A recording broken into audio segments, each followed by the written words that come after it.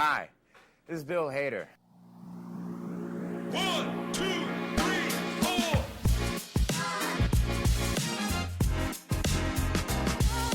Bill Hader.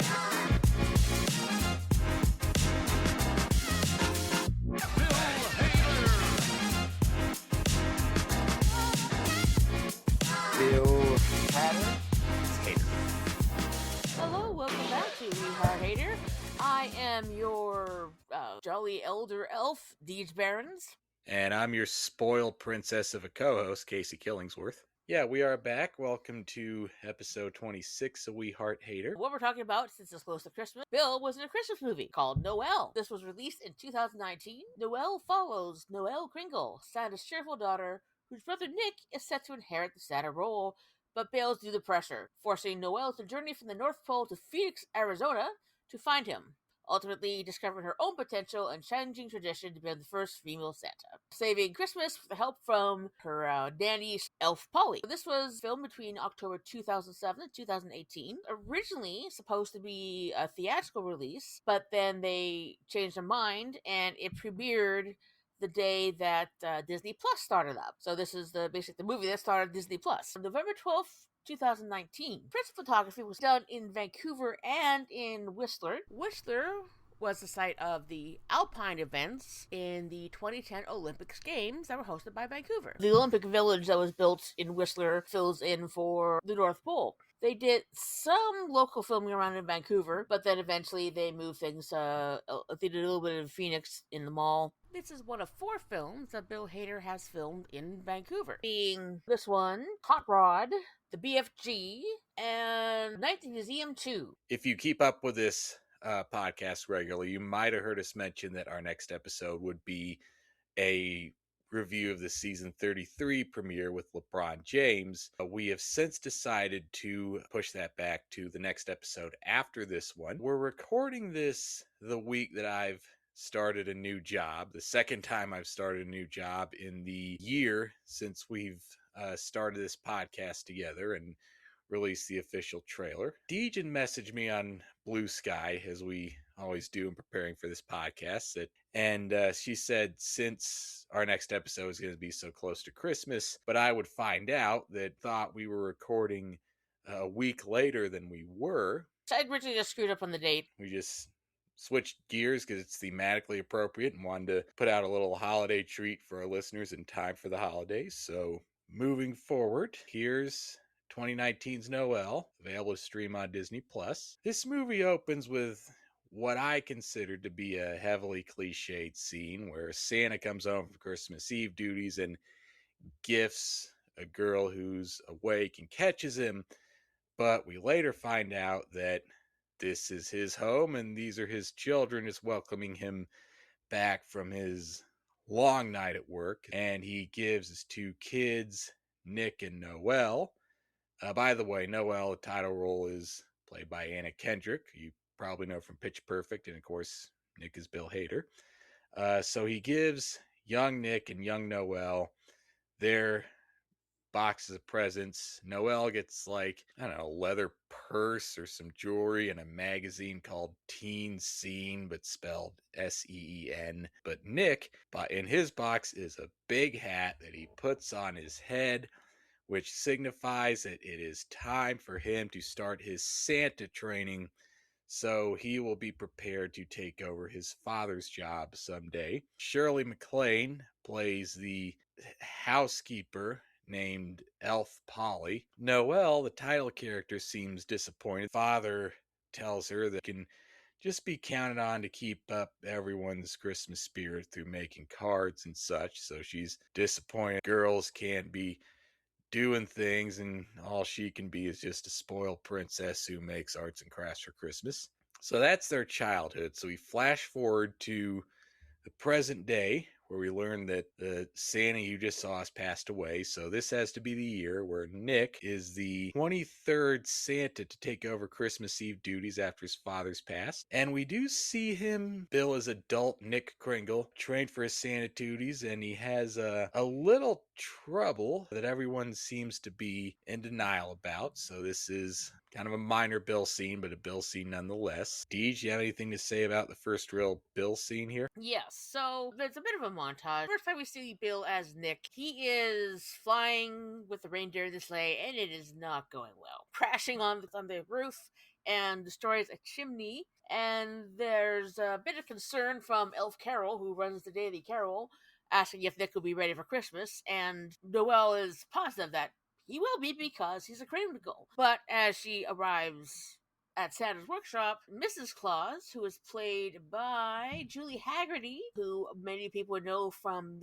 Airplane. So it's kind of neat that a movie that he's a fan of, he actually got to be in a movie with her. So he's on the couch with a thermometer and an ice pack on his head. While lying there, Gabe Kringle, who is their cousin, who works in the tech department for the Santa workshop, comes in to ask a question. He refers to him as Nick, but Noelle gets upset. Should she be referring to him as Santa? Because he's Santa to everybody, but because their family wouldn't matter. But even to Nick, he says, yeah. So Gabe refers to Nick as cousin Nick. Noelle corrects him, but Nick says he's pretty informal when he's alone, just Nick. So Mrs. Claus takes Noelle aside, just letting him know that it's not going well. And in the background, we have Bill sort of rising up from the couch a little bit, looking more and more concerned because he can still overhear what they're saying. After the Santa's Helpers, which is basically like a Greek chorus, I guess, sing in the tune of Deck the Halls with what happened to him being on the sleigh. Once again, freaked out about being Santa. So then we get into a bit of the actual montage where they bring out the Book of Santa. Nick says that, I've studied this for years, I've practically memorized it, I've listened to the audiobook, and I'm just not getting it. The way that they get through the chimney is they tap 3 times on the chimney with a magical candy cane while saying the first line of "We wish you a Merry Christmas," and that will enlarge the chimney, provided that they're on key. There's a lot of Christmas-related dialogue that comes up throughout the movie. The one thing I do love, there's a lot of cheese in this and a lot of things you've seen before in other movies. Bill, being the guy that he is, he still plays things perfectly straight. And yes, even though they're saying things like "hold your reindeer" or "thank Garland," it just comes off as natural to him. During the other things he has trouble with is, yes, how do I decide what gifts to give if I haven't indicated that they're naughty or nice?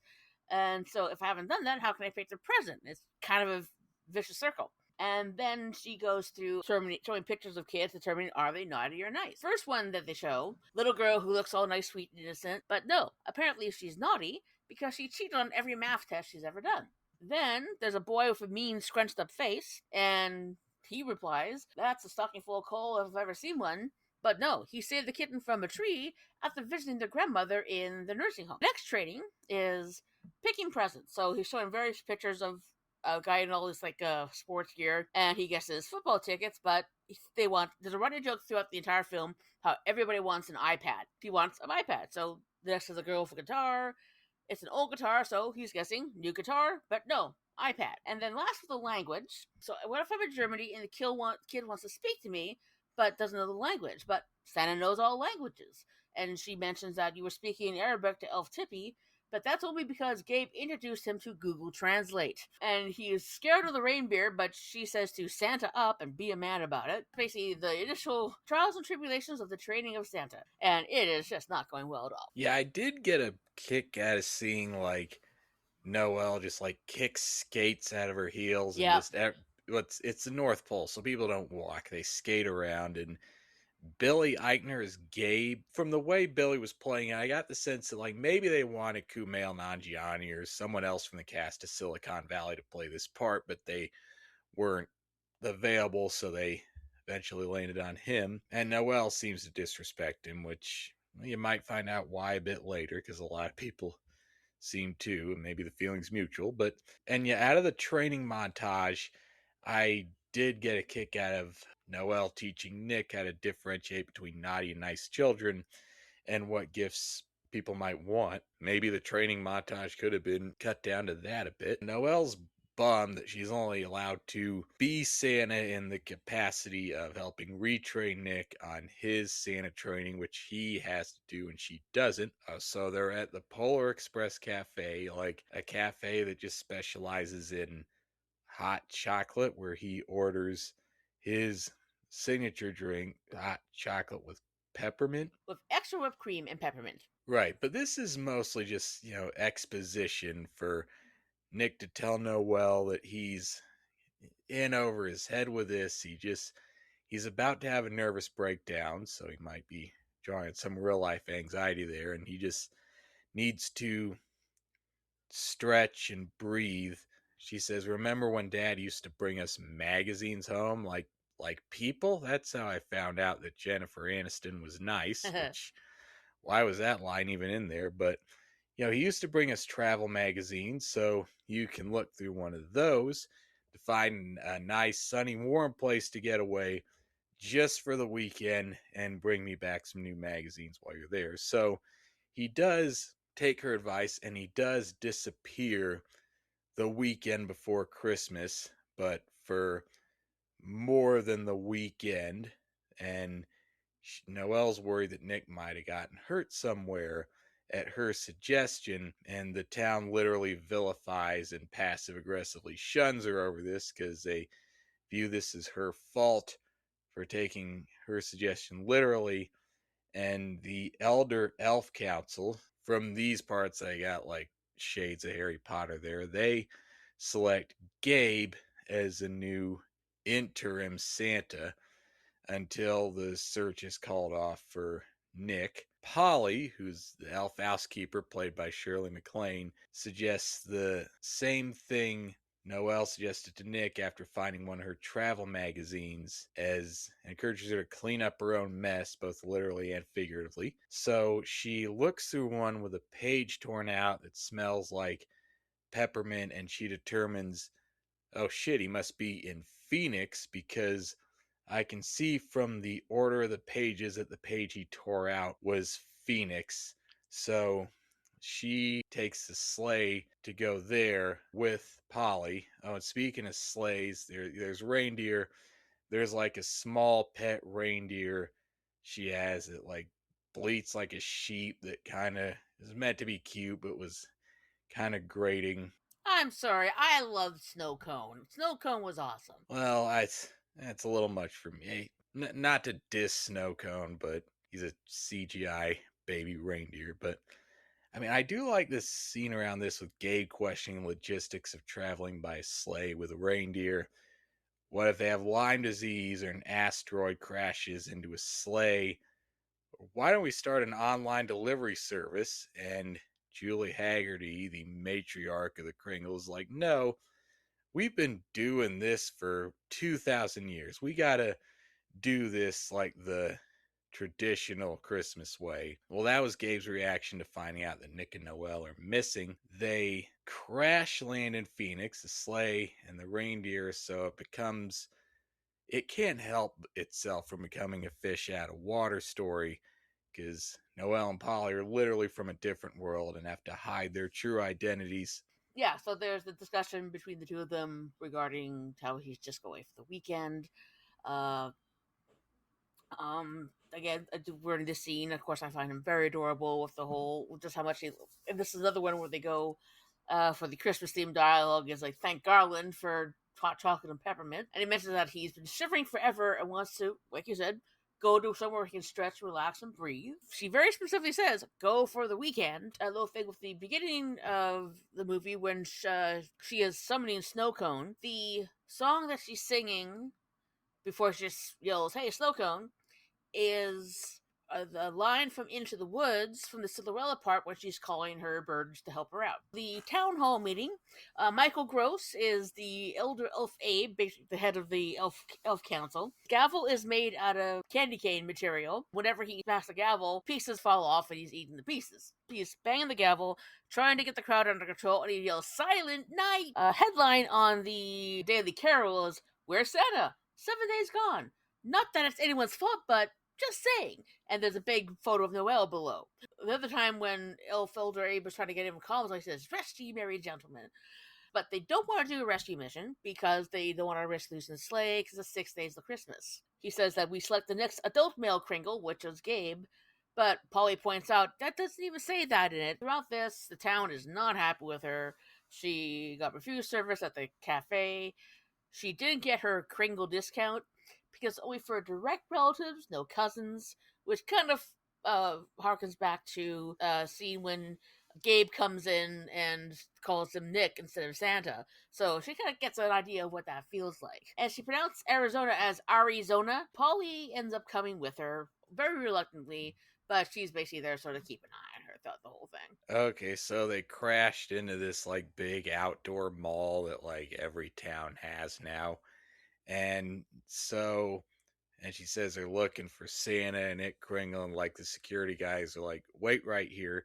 So they're in the office of a woman named Helen Rojas, who's the manager of the big outdoor mall, who says you cannot solicit things without a license or perform without a license or whatever. So I'm going to have to ask you to vacate the premises under threat of arrest if you do not. And suddenly, this big strapping Petco employee that she has a thing for apparently says, these reindeer are drawing a big crowd. I don't have any reindeer food to give them, not anymore. So I just relabeled some bird seed and they're buying that to just throw at them. So you could make a lot of money off of this, maybe enough to get a raise in that Hawaiian vacation. Helen Rojas is convinced to let them stay here. Just keep the reindeer there as like a tourist attraction thing. Polly has to stay with a reindeer to make sure they stay on their strict training regimen. And Noelle goes at it alone to find Nick without revealing her true identity. The manager does reference that there was another guy who came down with the reindeer and stuff, so that's how they verify that Nick was actually there. Noelle just wanders around acting like a kooky elf, and people are like, what? Why is she wearing a coat and sweating? It's fucking Arizona. She just runs around asking people weird questions and stuff. And then she finds an advertisement for a private investigator named Jake Hatman, played by Kingsley Benadir. She goes to his office, and even though she doesn't have like real non-chocolate money to pay him, she gets him to agree to help him find Nick. Meanwhile, Gabe is doing like tech bro surveillance shit to finish the naughty and nice list, and ends up streamlining the naughty and nice list to only about 2,837 truly nice children who deserve to get presents delivered, and everyone else has to fill out a reevaluation form. He develops an app called Forensic Algorithm for Lateral Analysis of Latent Altruism, the fa-la-la. So I get the sense here it's like, oh, it's one of the first things on Disney Plus, this new upstart streaming service from a giant mega corporation taking some pot shots at another established giant mega corporations and who has their own streaming service as well, which I'm not totally against, but why do they feel it was necessary to jam that in there? I don't recall where would they mention a streaming service. Well, they do literally mention Amazon Prime, but I took this as a jab at Amazon Prime because Disney Plus was coming out. So, like before that, the big three streaming platforms were Netflix, Hulu, and Amazon Prime. So, I I just thought apparently they thought it'd be cute to take some cheap shots, subtle cheap shots at a rival streaming service right out the gate. Okay, it's Disney; they can do whatever the hell they want. Well, I think they're more referring to the the Amazon Prime will get you special privileges when ordering stuff from Amazon. There's network competition, there's streaming service competition, so maybe I read a little too far into it. Basically, Gabe's just try to modernize and streamline the Santa process. And so with the app that he develops, it just gets a little too picky. For instance, later on they mentioned that one kid got a letter that because he hasn't made his bed consistently, he doesn't get a present. Another kid bites her fingernails, so she doesn't get a present. If anything, I would say that's a dig at algorithm. Those algorithms are created and run by your Musks and Bezoses and Zuckerbergs of the world. So if Gabe was a stand-in for any specific person, it would probably be one of those three. Oh, we should mention the Kingsley Benadil you may remember as one of the Kens in the Barbie movie. Still haven't seen that yet. So Unsurprisingly, we find that Noelle has this special ability to connect and communicate with children, even a deaf girl and her mom, through sign language at a shelter and just other languages that she somehow just knows because she has the twinkle, which we'll find out about later. Eventually, we find out that Jake's only lead on Nick is a Christmas themed yoga class taught by a Nick K. And they figure, well, he told Noelle that he wanted to stretch and breathe.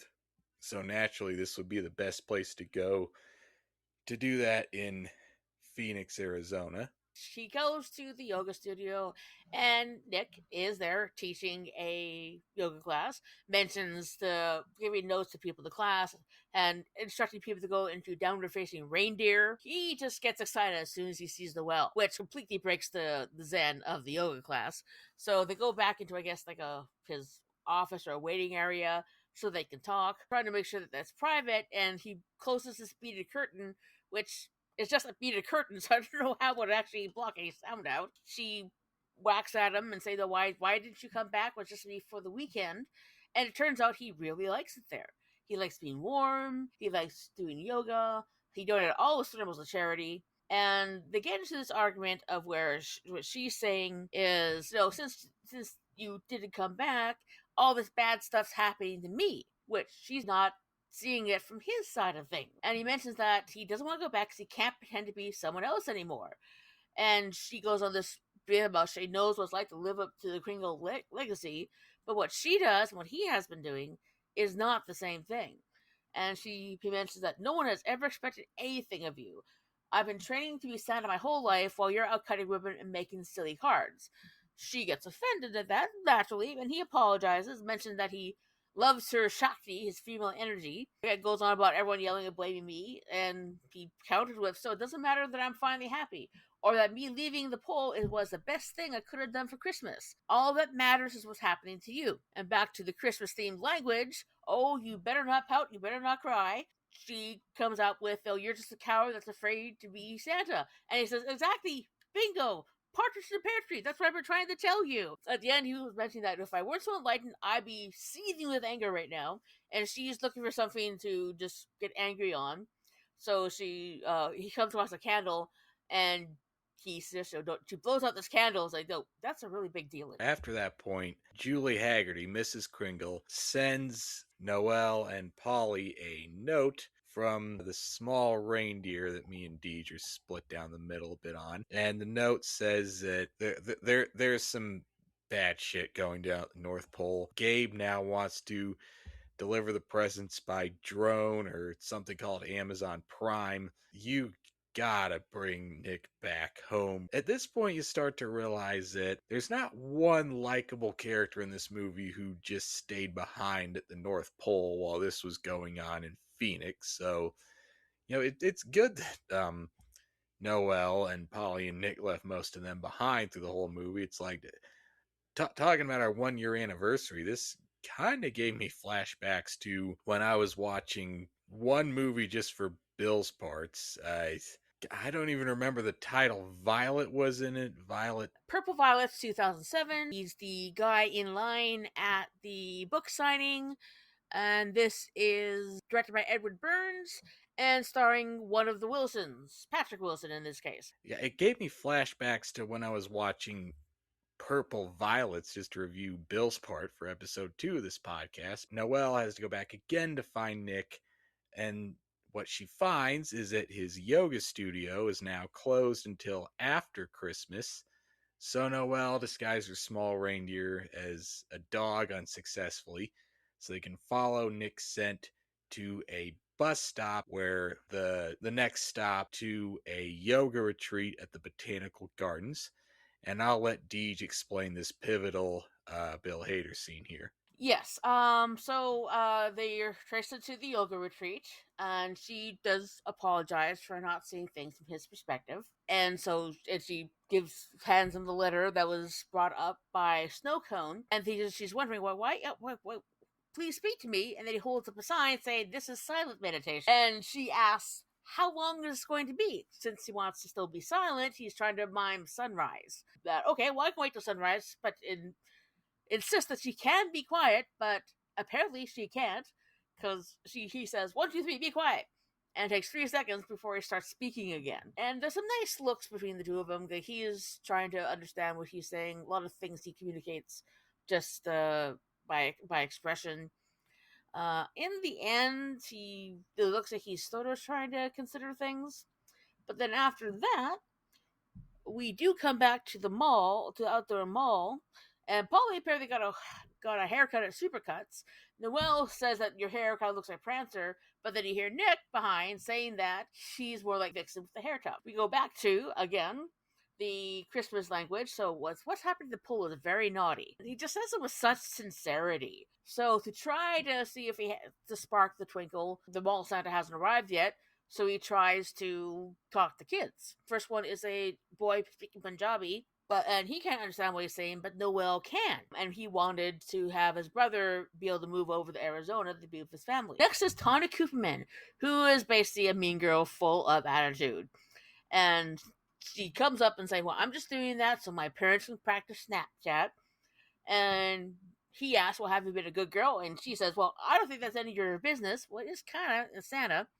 But they go over to Noelle, where he's looking at her kind of intently and says, no, you are naughty because you keep making fun of Jenny Sauce because of her lisp. And then the third child, Noberto, is the one who points out the email that he got from Santa. The real mall Santa shows up. She tries to stop the new Santa from taking over and ends up mistakenly hitting a police officer. She's arrested, and they've sent her to a hospital for a psych evaluation because of all the things she say about Christmas. Nick is at the police station trying to get her out of it. And he mentions that it's only a few days of Christmas. We got to get back. Police officer says, "Well, I know, I have to get stuff," and he tries to bribe him with Christmas gifts. So he offers to get the cop anything he needs, straight from the workshop. You want a little My Pony Explorer Equestria Crystal Empire Castle playset with accessories? Doesn't need that because he doesn't have any kids. To which Polly kind of replies, yeah, no kidding. It's kind of understanding why you don't have kids. After that, well, part of the reason she's under psych eval is because Noelle basically spill her guts and blow whatever flimsy cover she had. My brother's Santa, we got to get him back to the North Pole. So Polly shows up at his apartment with his son because she heard about this and knew he didn't believe her. And Sam says, I only believe in what I can see. Elf Polly, can you see the love you feel for your son or any other emotion? Can you see that? That's just as real as what you do believe. So at that point, Sam pulls Noelle out of her psych eval on official police business just to tell her that he believes what she believes to be real. And then that's when Sam sees Nick and Polly try to rescue Noelle in their sleigh, which Sam sees flying for the first time. And when Noelle's corner-pointed psychiatrist sees this, she faints, and at one point she confesses to the psychiatrist that she thought this would be her big chance to prove herself as more than just a spoiled princess who can't be counted on to do anything. Funny bits I forgot from the for the mall thing. He left the Santa suit in the sleigh, so they go to the costume rental shop. He comes out in a Santa costume, and she's in this festive attire that she's complaining about. And he was mentioning that I don't see any difference from what you usually wear. Couple fun lines. The psych evaluation asks her where she comes from, and she says a little town up north. Alex finds Canada.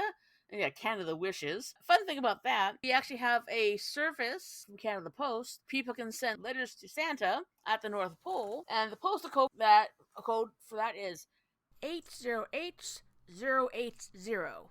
There's a bit about Frosty the Snowman. Apparently Frosty the Snowman is real, and he's a bit of a drama queen. After that, we see Nick, Noelle, and Polly, the Kringles, return to the North Pole. Nick says he learned what it takes to be Santa, and then explains that Noelle has those qualities. And suddenly the Christmas covenant is rejected as they agree nothing says they can't break from the centuries-old tradition of men and men only being Santa Claus. And since this is a pivotal Bill scene, I'll throw it to Deej for any specific quotes or dialogue or trivia she wants to mention. As was foretold in an earlier scene, there is nothing in there that says that it has to be a male heir. It's a tradition that they followed, but wasn't actually a tradition that people just followed over time. He was always worried about he couldn't measure up to being Santa, telling Noelle that she's the one who has the twinkle.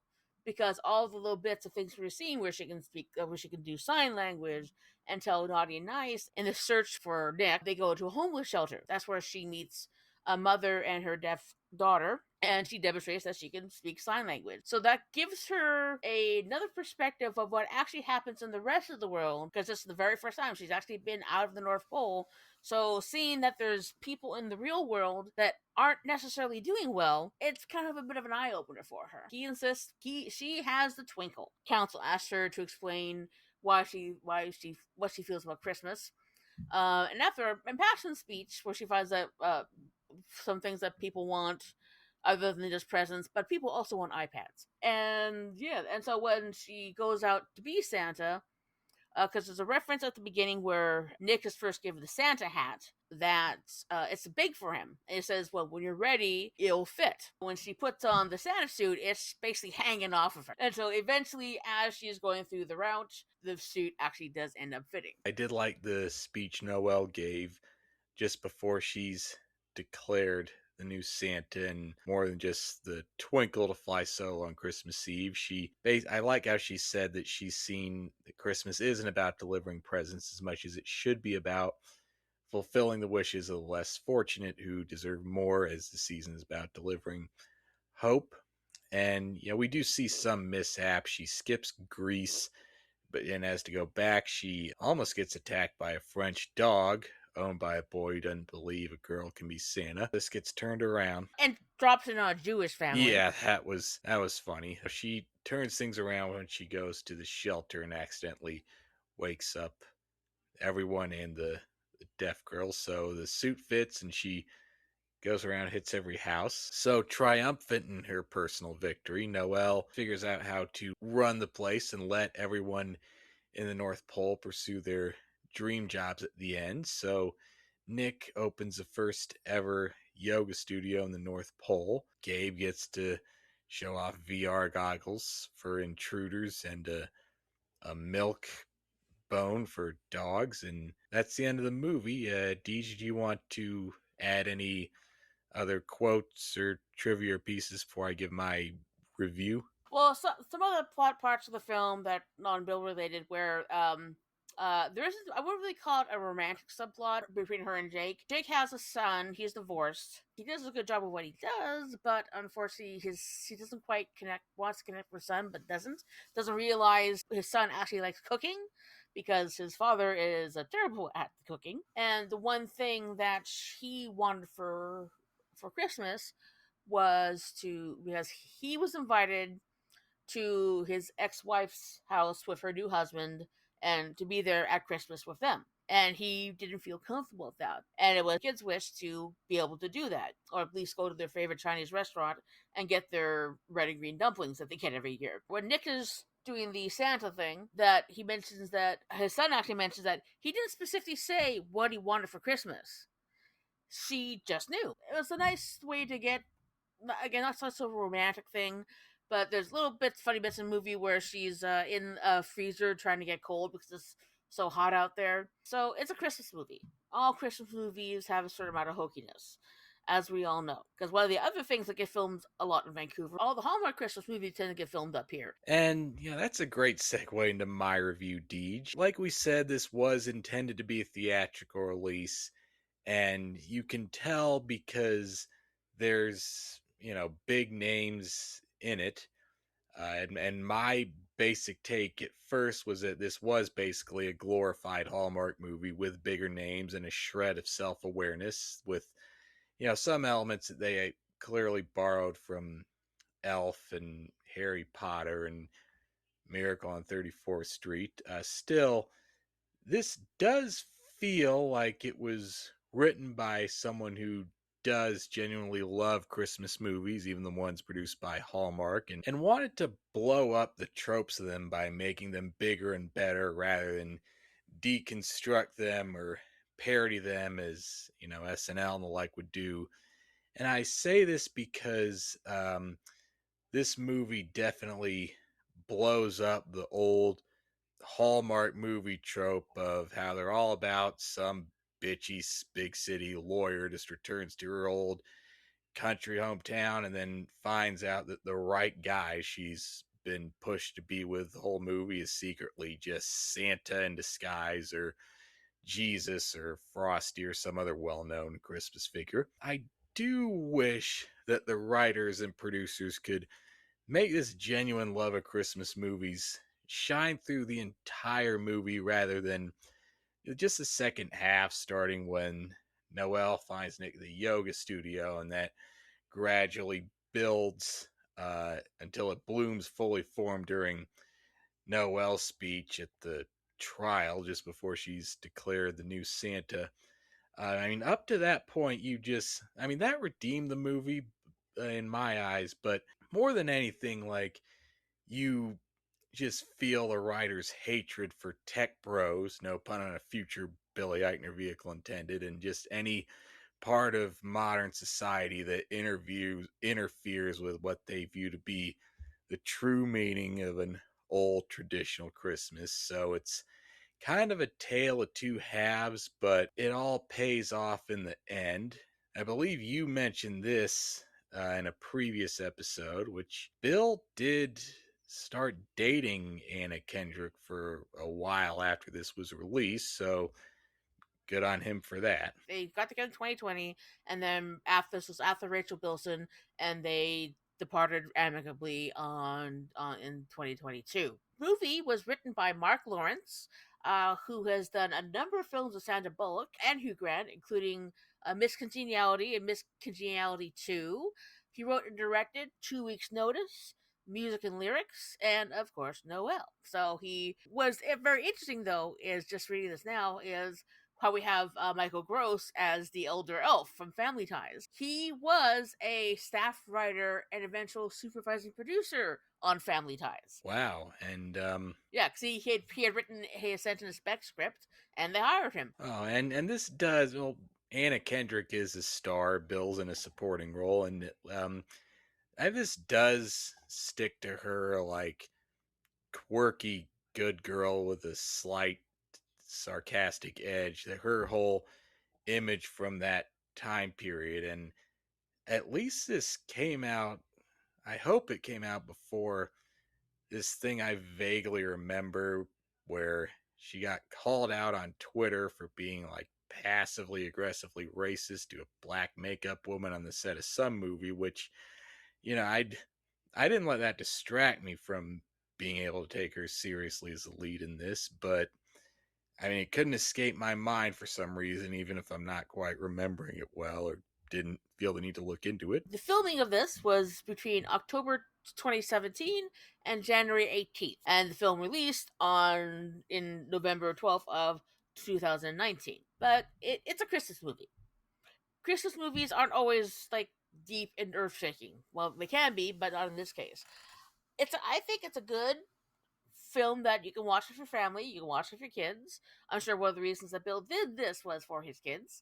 Actually, that's the reason why Anna Kendrick did this, because she wanted to have a movie that she did that her possible future children could actually watch. Mark Lawrence also directed the film, and one of Santa's helpers is Ron Funches. Well, it was nice to recognize him from his face more than his singing voice near the end of the movie, so good on him too. Yeah, he's a comedian from Chicago.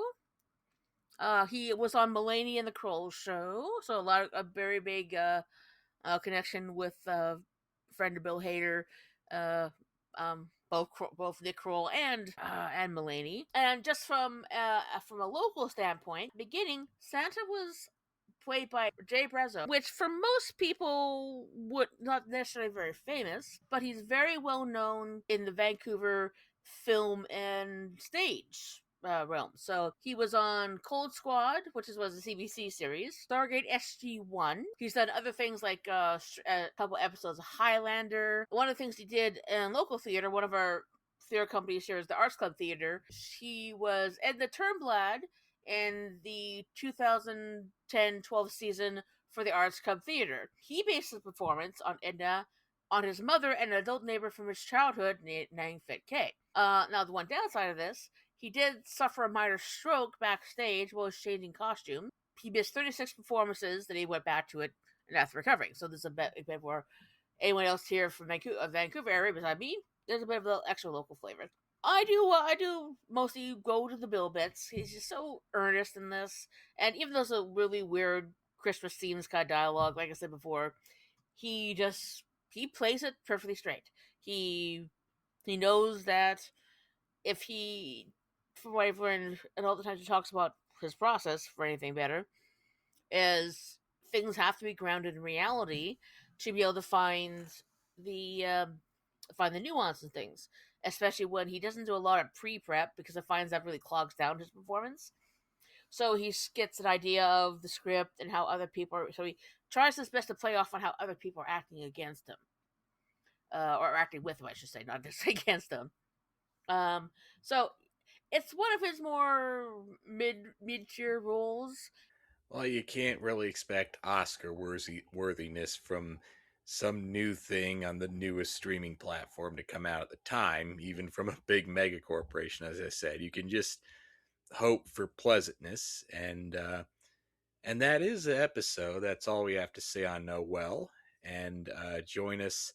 This is our last We Heart Hater of 2025, and like we said, join us in the new year on my 35th birthday, January 2nd, for our real no fooling start of our season 33 SNL coverage of the LeBron James episode, which I'm excited about because I've prepared for it and I've got a lot to say about it, and I was in high school at the time, so it's just an episode and an era that I have a certain nostalgic fondness for, and I'm glad to see, for the most part, it holds up in the ways that you would and wouldn't expect it to. Yes, so we're currently recording this on December 10th, and I uploaded our preview on, or I uploaded our trailer with preview on December 13th.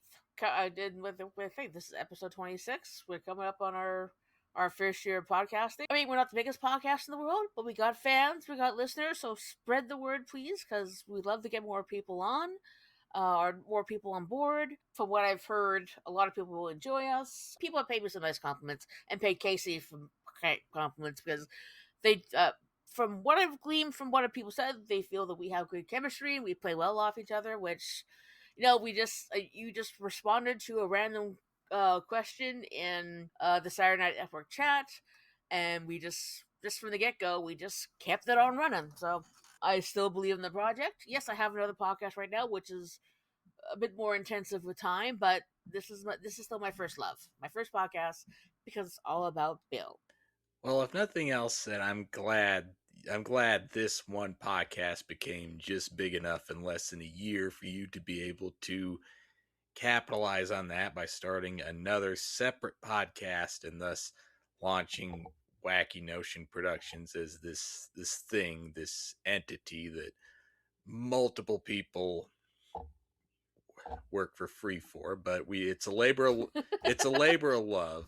So, which is any podcast when it first starts out. So, but one thing I've realized especially the last week or so, I really need to get a new chair because I spend a lot of time in this chair, and I need a more comfy chair.